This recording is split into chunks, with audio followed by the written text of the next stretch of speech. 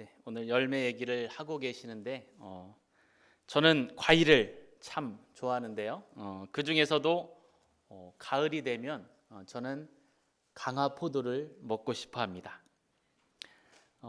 예전에 저희 집에서 포도 농사를 지었었기 때문에 그렇습니다. 가을이 되면 항상 공짜로 마음껏 포도를 먹을 수가 있었습니다. 근데 여러분도 아시는 것처럼 과수농사란 게 다른 논이나 밭보다 여러 배 이상의 굉장히 많은 수고가 들어가는 게 과일 농사입니다. 그래서 봄부터 가을에 수확하기 전까지 거의 그 포도밭에서 산다고 보셔야 됩니다. 결국 한 10여 년 농사를 하시다가 이제 목 디스크와 여러 가지 질환으로 인해서 포도 농사를 접게 됐습니다. 그래서 예전만큼 마음껏 포도를 먹을 수가 없게 되어서 아쉬운 마음도 저는 있습니다. 오늘 본문에 보니까 예수님께서 자신을 말씀하시면서 나는 참 포도나무요 내 아버지는 농부라 라고 말씀하시고, 그럼 우리들은 뭐라고 말씀하고 계시죠? 5절에 우리는 가지다 라고 말씀하고 있습니다. 그래서 내게 붙어 있어서 열매를 맺지 아니하는 가지는 아버지께서 그것을 제거해 버리시고, 그리고 또 무릇 열매를 맺는 가지는 더 열매를 맺게 하기 위해서 그것을 깨끗게 하신다라고 말씀을 하고 계십니다. 포도나무의 가장 중요한 역할은 바로 포도를 결실하는 것입니다. 포도나무가 열매를 맺지 않으면 아무짝에도 소용이 없습니다. 나무가 굵어서 어떤 건축 자재로 쓰이는 것도 아니고, 고든 나무나 어떤 말장이나 말뚝으로 쓰이는 것도 아니고, 오직 열매를 맺지 못한다면 불쏘시개로만 사용할 수 있는 것이 포도나무입니다.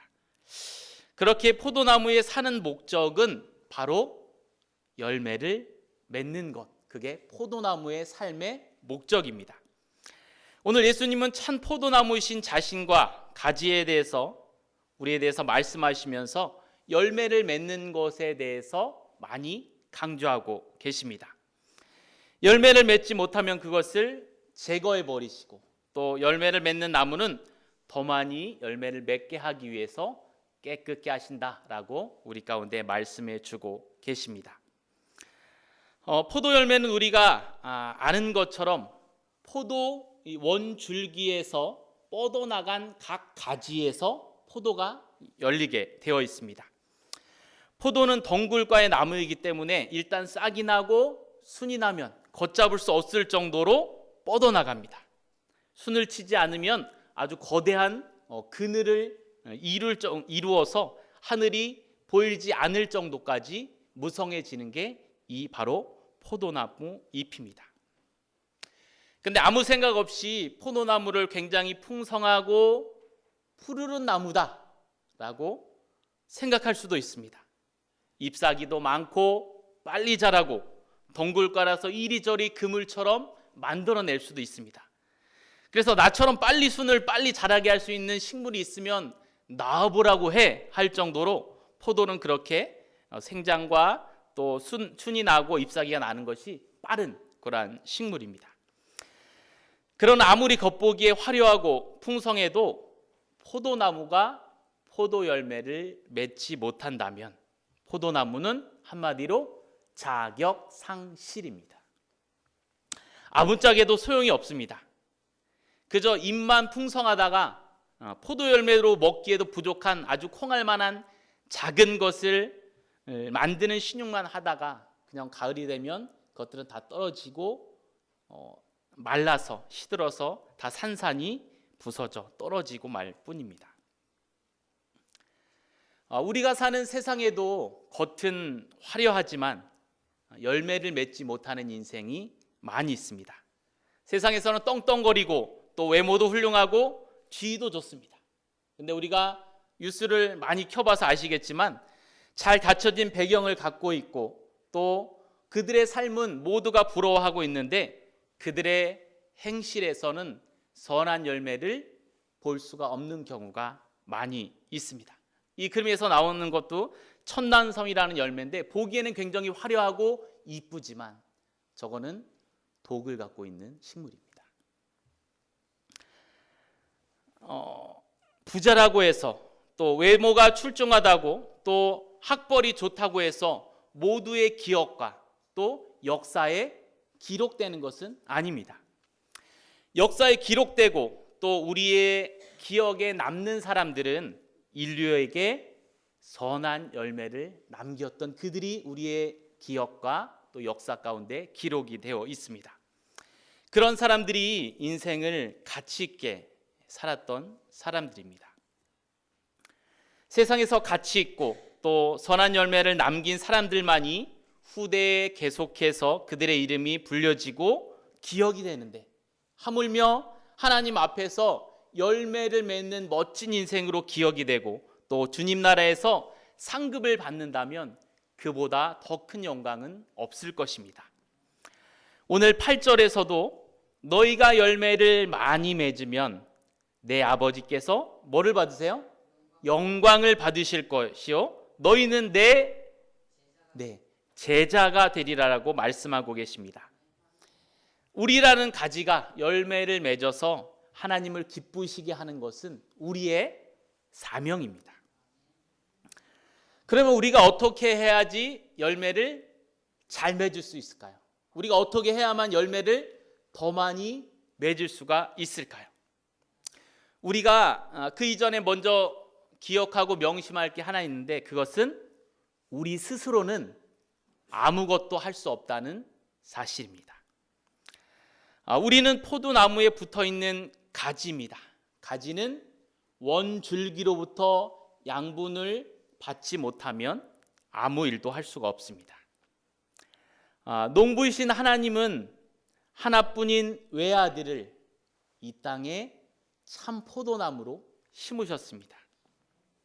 그 수는 보잘것이 없었지만 그 참 포도나무는 생명수액이 가득하고 어떤 가뭄에도 쓰러지지 않으며 어떤 가지에라도 그 가지를 살릴 수 있는 충분하고 풍성하고 넉넉한 생명력이 그 참 포도나무 안에는 있습니다. 하지만 세상의 나무들은 언제고 그 수명의 끝이 있습니다. 죽음과 병에 노출되어 있습니다. 연약한 우리는 그 세상 나무가 영원한 나무인 양, 우리에게 영원한 생명을 줄 수 있는 양, 그 나무에 딱 붙어 있습니다. 그러나 죄악의 근원으로부터 물을 흡수하는 세상 나무의 열매는 죄를 지닐 수밖에 없습니다.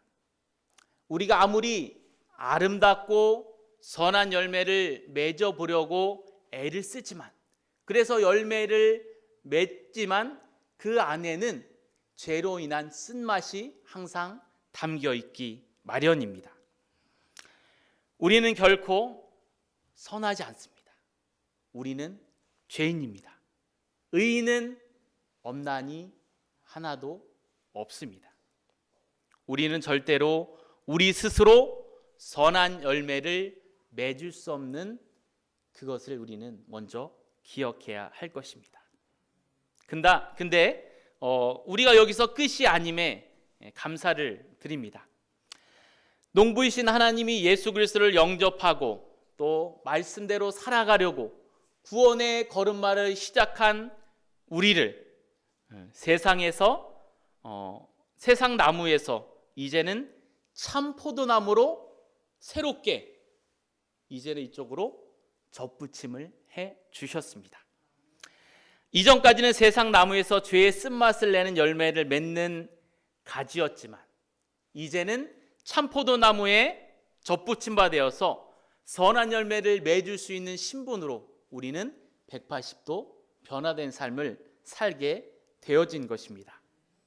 우리는 예수님께로 영적인 접붙임을 받게 되었습니다. 로마서 11장 17절에 보면 이런 말씀이 있습니다. 돌 감람나무인 내가 그들 중에 접붙임이 되어 참 감람나무 뿌리의 진액을 함께 받는 자가 되었은즉, 아무것도 맺을 수 없는 가짜 열매를 맺는 돌 감람나무가 되어서 거기에서 이제는 참 감람나무의 진액을 받아서 열매를 맺을 수 있는 그런 신분으로 우리가 변화가 됐다는 것입니다. 같은 장 23절에는 그들을 접붙이실 능력이 하나님께 있음이라 라고 기록하고 있습니다. 농부 되시는 하나님께서 우리를 충분하게 접붙임에서 우리를 키우시고 이제는 새로운 생명을 가지고 살아갈 수 있는 능력이 바로 하나님께 있다는 것입니다. 우리는 오늘 이 말씀, 이 포도나무 비유를 말씀할 때 이제 포도나무 또 가지, 열매는 강조하지만 조금 강조하지 못하게 되는 것이 바로 농부이신 우리 하나님이십니다. 과수원에서 가장 중요한 것은 바로 농부입니다. 아까도 말씀드린 것처럼 농부는 봄부터 가을에 과실을 수확하기 전까지 그 포도나무에서 눈길을 뗄 수가 없습니다. 묘목을 심고 또 가지치기를 하고 순을 쳐내고 가지를 묶어주고 또 포도 같은 경우 알속기를 해야지 아주 상품이 아주 이제 진가 있는 가치 있는 그러한 포도가 되기에 알속기도 하고 또 봉지를 씌우고 약을 뿌리고 가장 열매 맺기에 최적의 환경으로 관리하고 보호하는 것, 그게 바로 농부의 역할입니다. 인간으로 치자면 몸이 병들기까지 농부는 그렇게 포도원에 관심을 기울이고 그것을 위해서 힘을 씁니다. 왜요? 탐스러운 열매를 맺게 하기 위해서요. 우리 하나님께서도 외아들을 이 땅에 보내셔서 그 뜨거운 사랑의 가슴앓이를 하시면서 우리를 향한 하나님의 사랑을 보여주셨습니다. 우리가 죄의 쓴맛을 보며 죽어가는 것을 보실 수 없기에 참 포도나무이신 그 예수님을 통해서 우리가 영원한 생명을 살아갈 수 있도록 우리를 초대해 주셨습니다. 농부이신 하나님, 그분의 사랑이 없으면 우리는 아무것도 아닙니다. 자신이 아프시면서까지 우리를 돌보시고 사랑하시는 분이 바로 농부이신 우리 하나님이십니다. 자신의 아들을 주시면서 쓰라린 마음으로 우리를 새롭게 살리시고 또 새로운 생명을 주신 하나님 아버지의 이름을 찬양합니다. 그렇게 우리는 세상 나무에서 이제는 참 포도나무로 새롭게 접붙임을 당했습니다. 이제는 농부이신 하나님께서 원하시는 참 열매를 주렁주렁 맺어야 하는 삶을 살아야 되는데 오늘 어떻게 살아야 할지 말씀 가운데서 명확하게 말씀해 주고 계십니다. 오늘 4절에 보니까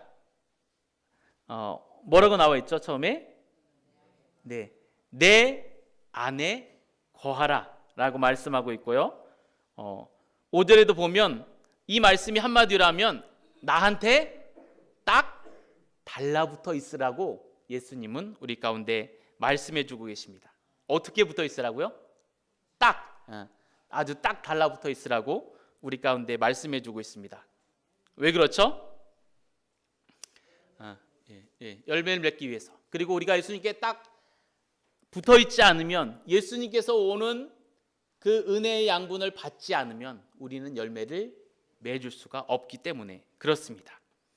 우리는 결코 예수님을 떠나서는 열매를 맺을 수가 없기 때문에 그렇습니다.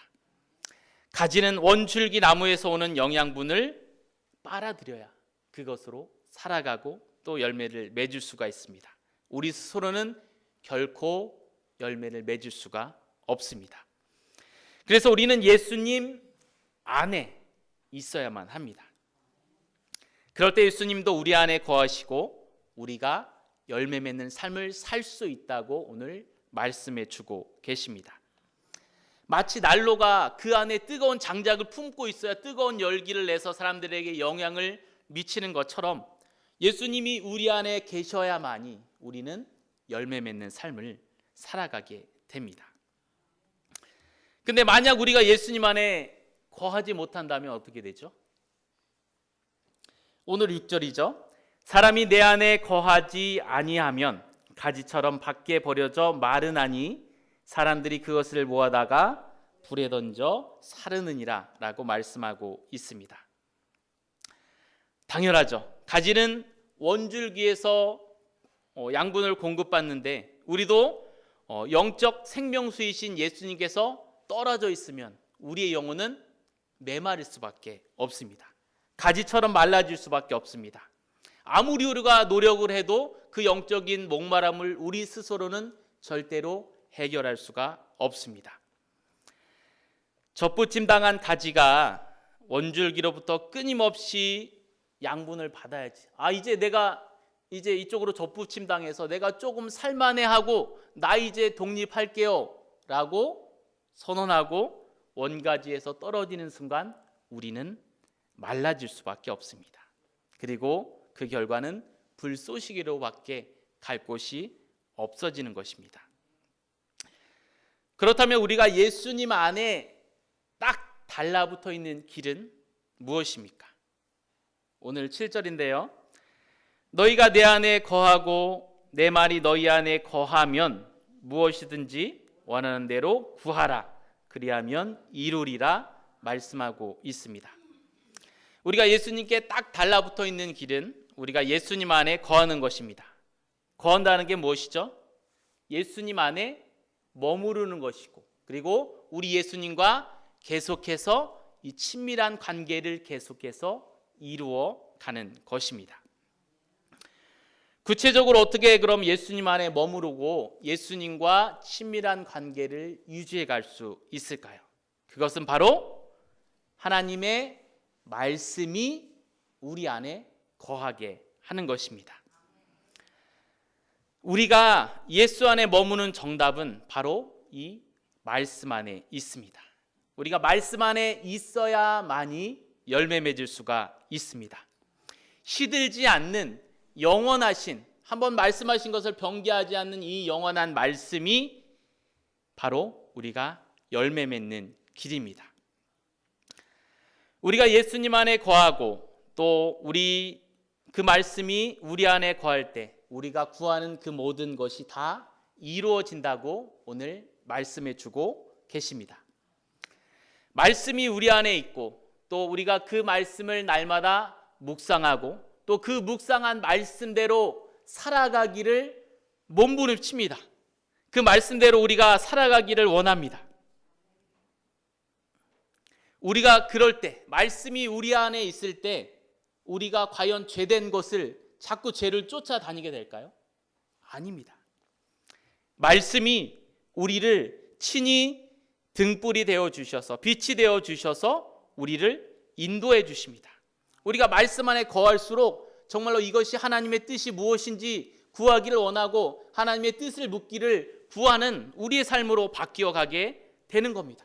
그럴 때 우리가 하나님의 뜻을 알고 구할 때 하나님은 그 우리의 모든 뜻을 구하는 것을 다 이루어 주실 것입니다. 그럴 때 우리의 말과 행동에서 또 삶에서 향기로운 성령의 열매들이 맺혀지고 또 인격이 성숙해지고 우리의 지경이 넓어질 것입니다. 이런 삶의 열매들은 분명히 하나님께 영광이 되고 또 사람들에게 전해져서 진정한 제자로서의 삶을 우리가 살아가는 것을 증거하게 될 것입니다. 우리가 포도나무의 가지로 살면서 또 한 가지 기억할 게 있는데 오늘 2절에 보면 내게 붙어 있기는 하지만 열매를 맺지 아니하는 가지가 있다는 사실입니다. 예수님께 붙어 있으면 다 열매를 맺는다 그랬는데 붙어 있는데도 불구하고 열매를 맺지 아니하는 가지가 있다라고 말씀하고 있습니다. 이 사람은 누가 보더라도 예수님 잘 믿는 사람이야 라고 말을 합니다. 근데 시간이 지날수록 그 사람의 삶에는 선한 열매들이 맺히지 못하는 사람들도 있다는 것입니다. 물론 그럴 수도 있죠. 신앙의 방학을 할 수도 있겠습니다. 뭐 신앙을 잠깐 주춤할 수도 있고 회의스러운 생각에 놓일 수도 있고 또 때로 낙심할 수도 있습니다. 그러나 예수 안에 접붙임 받은 주의 자녀들을 농부이신 하나님께서는 그냥 두고 보시지만 않으신다는 것입니다. 2절에 오늘 열매를 맺지 아니하는 가지마다 아버지께서 그것을 제거해 버리신다라는 말씀이 나오고 있습니다. 제거해 버린다는 우리가 원뜻 그대로 잘라서 버린다라는 뜻도 있는데 이 원어의 뜻에 보면 다른 뜻이 또 있습니다. 그것은 그 가지를 들어 올린다. 그리고 책임진다라는 그 말이 제거해 버린다는 말 가운데 들어 있습니다. 아까도 얘기했듯이 포도나무는 잎이 풍성한 나무입니다. 그래서 다른 가지의 잎이 풍성하게 자라나면 그 밑에 있는 가지와 가지의 잎들은 그 위에 있는 나무 가지 때문에 가립니다. 그러면 밑에 있는 가지들이 그 태양빛을 잘 받지 못하면 이 열매들이 잘 자랄 수가 없어요.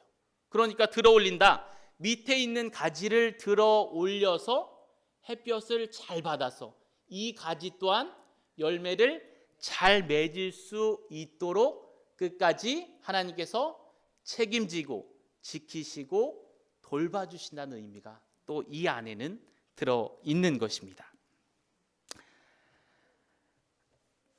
그렇게 농부이신 하나님은 우리를 그냥 놔두지 않으시고 우리가 열매 맺도록 우리를 지키시고 보호해 주십니다. 우리도 때로는 세상의 거대한 그늘에 가려지면 우리의 신앙도 잠시 주춤할 수도 있습니다. 그러나 하나님은 다시 우리를 말씀으로 일으키시고 또 열매 맺는 삶을 살아가도록 우리를 격려하시고 이끌어 주신다는 것입니다. 여기까지는 이제 농부가 우리를 보호해 주시고 또 예수님께 딱 달라붙어 있어서 우리가 영양분을 받는데 근데 우리가 그런 가지로서 우리가 해야 할 감당해야 될 부분도 있습니다. 열매를 맺기 위해서는 잘 견뎌야 합니다. 열매를 맺다라는 뜻에는 견디다라는 의미도 들어 있습니다. 물론 가지가 줄기로부터 영양분을 받지만 가지는 여름 한 내내 뜨거운 햇살을 다 견뎌내야 합니다. 그래야 열매가 자랄 수 있는 영양분이 만들어지기 마련입니다. 최적의 열매를 생산하기 위해서 농부로부터 이제 순이 많은 식물이기 때문에 순도 치고 잎도 예를 들어서 한 가지에 10장이 최적의 잎이다. 그럼 10장을 남기고 10장 이상의 잎은 다 떼어내버리게 되어 있습니다. 그리고 가지치기도 좀 필요합니다. 그렇게 최고의 열매들을 생산하기 위해서 가지 자체로서는 자신으로서는 잎이 뜯겨나가고 가지가 잘리는 또 나의 포도알들이 잘려나가는 그런 아픔을 우리는 감당을 해야 되는 것입니다. 그렇게 가을까지 잘 견뎌서 또 농부의 손길과 영양분을 받아서 열매를 맺히게 되죠. 그렇게 하고 한 해살이가 끝납니다. 그리고 다음에 이제 저기 사진도 나오죠. 이제 가을이 지나고 나면 모든 잎과 나무 가지의 끝 부분들은 다 말라지게 되어집니다. 그래서 봄이 오기 전에는 그 밑에서 순을 2개 정도만 놔두고 저렇게 다 가지치기를 해 버려야 됩니다. 포도는 이전에 보였던 긴 가지에서 포도를 생산했던 그 긴 가지에서 또다시 포도를 생산하는 것이 아니라 그 위에 마른 가지는 잘라버리고 지금 남아있는 2개의 순에서 새로운 숫에서 나오는 저 순에서 나오는 가지를 통해서 또 새로운 포도를 열리게 되어집니다. 옛것은 벗어버리고 새로운 몸과 마음을 가질 때 해마다 포도는 새로운 열매를 맺을 수가 있는 것입니다. 우리의 삶 또한 열매를 맺기 위해서 고난과 아픔도 있습니다. 하지만 그것을 우리는 끝까지 잘 견뎌내야 됩니다. 자꾸 옛 일에 갇혀 있으면 안 됩니다. 옛 것만 고수하면 안 됩니다. 우리는 날마다 그렇게 새로워져야 합니다. 그러한 시간들을 잘 인내하고 견뎌낼 때 우리는 해마다 새로운 열매를 맺어갈 수가 있는 것입니다.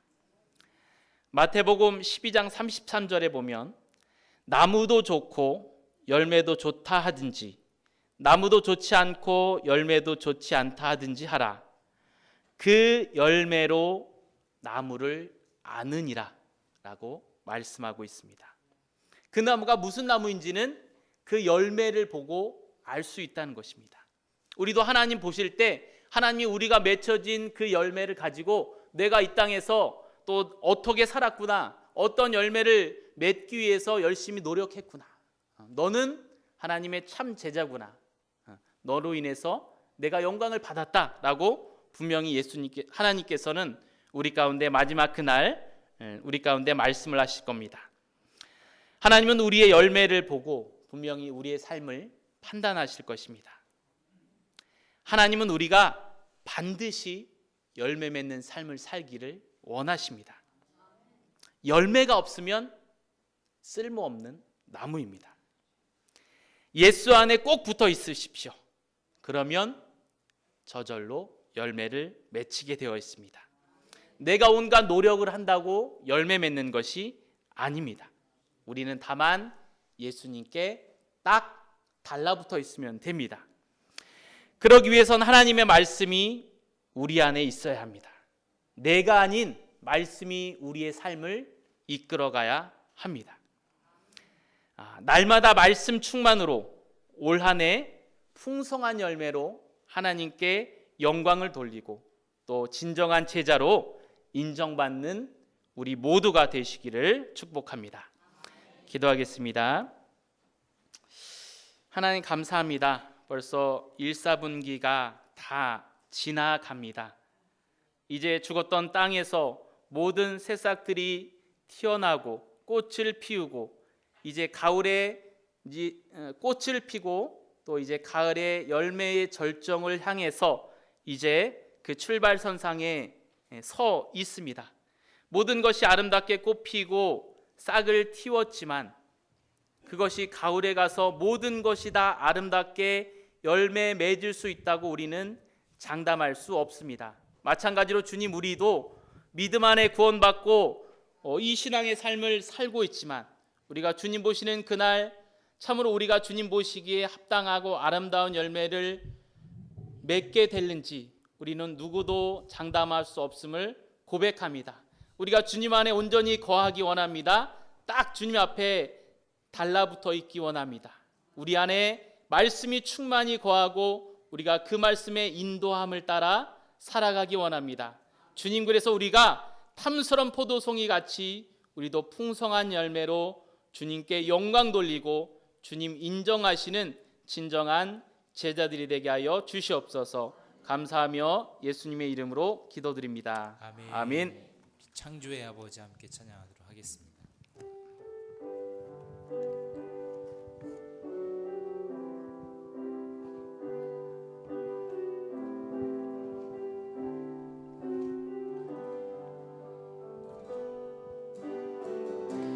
창조의 아버지 그 섭리